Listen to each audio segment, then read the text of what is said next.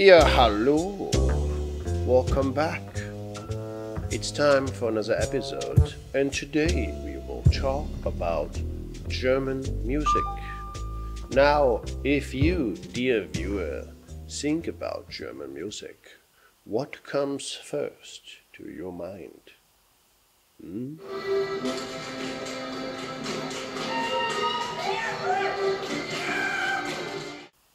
Really? That's it? That's in this house, people. It's in Bavaria, and we don't all run around in lederhosen either, okay? But let's not talk about German dressing habits. It's about music, and there's a lot to German music, from Nena to Rammstein to God knows what. But what I want to cover today is something I'm not particularly fond of. And we will walk down the dark path of German folks and Schlager music.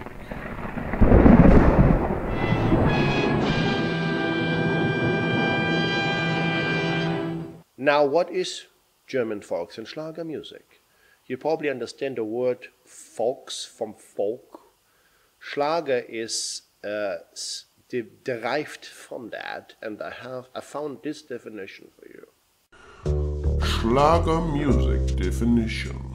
Very simple musical structure with trivial lyrics aiming at the desire for harmony of the listener. So, before I continue now, I want to make a little disclaimer. I personally think that every kind and genre of music has its purpose. As long as people like to listen to it and enjoy it, it's all good. Okay?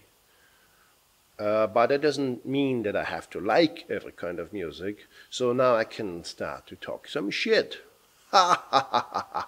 Because I'm not particularly a fan of German folks and Schlager music. Maybe because I was overexposed to it growing up. Because they pretty much play this stuff everywhere. You know, you go to a supermarket, to some kind of fests or restaurants, your mom's radio. It's all the time. It will haunt you. You can't escape it. I'm scared. I'm so scared. But before I continue, let's give you a little taste. Here some offerings of German folks and Schlager music just for you. Hundertmal hast du schon zu mir gesagt, du kannst nicht treu sein, du kannst nicht treu sein. Hundertmal hat dich die Eifersucht geplagt, dabei bist du die schönste Frau der Welt. Hundertmal hast du mich danach gefragt, willst du frei sein, willst du frei sein? So that was your little sample there. Now I want to get into lyrics. I will play another clip and I will actually translate to you what they sing.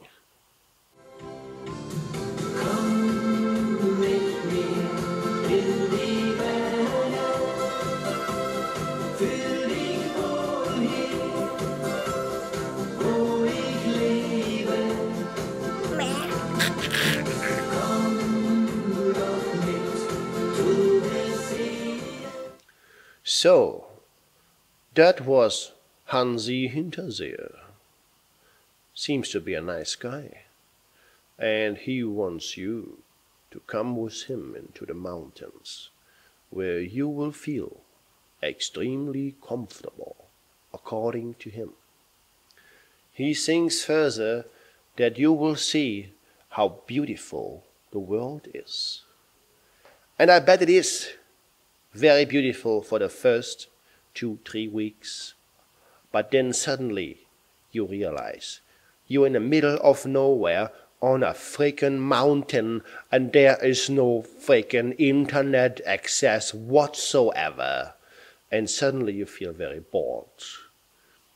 Now you have to think as well that Hansi seems to be the kind of guy who probably makes his own cheese and shit like that. So he might ask you to help him with that. So figure yourself. you're up there in the mountains in this wooden house, and there's this giant barrel of liquid cheese that you have to stir the whole freaking day with a wooden giant spoon, and you stir that stuff, and you're surrounded by a bunch of goats. They all stare at you. And some of them are nice, but some of them are downright evil. They hate you. You invaded their space. Some of them start to poke you with their sharp horns while you're stirring the cheese and bleeding on the mountain in the middle of nowhere, while Hansi is nowhere to be found. He went down to the next little city, 50 miles away on horseback to buy himself some beer, while you sit there bleeding and staring.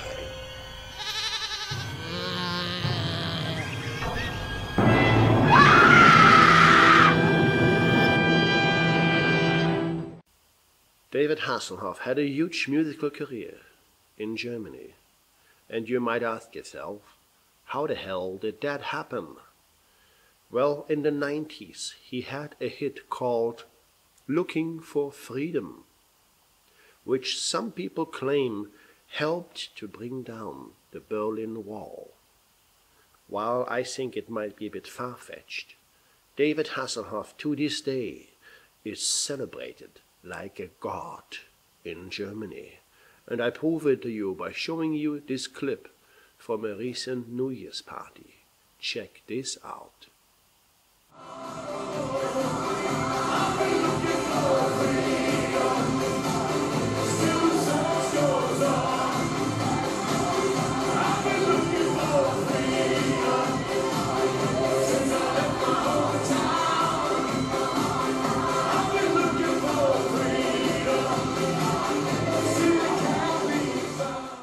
And my personal favorite, this one, check it out.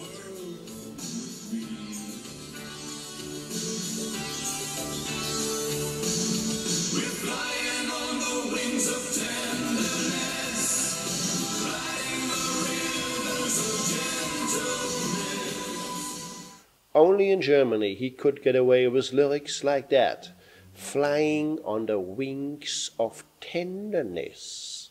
You have to let that sink in for a moment. It's amazing. I think the secret is, since you don't understand the lyrics, it makes it so much better, you know. And he had that fame coming from Knight Rider and Baywatch and singing in English. Suddenly, compared to the other stuff, David Hasselhoff sounds amazing. Yeah, that explains your mystery right there.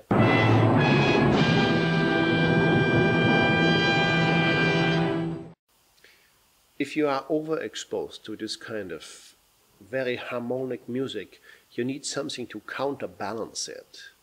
That might explain the huge metal scene in Germany, with famous concerts like Wacken and Rock am Ring. There's a reason why there are so many metal fans in Germany. If you have too much of this,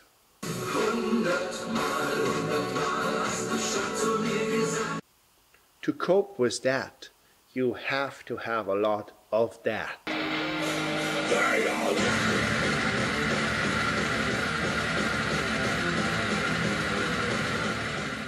And as a closing word, I want to personally, actually thank you. Thank you, German Volks- and Schlager music, for shaping my musical taste in the way you did it. Because without you, I wouldn't have created the sense, the taste for the extreme, for the unusual music I listen to today.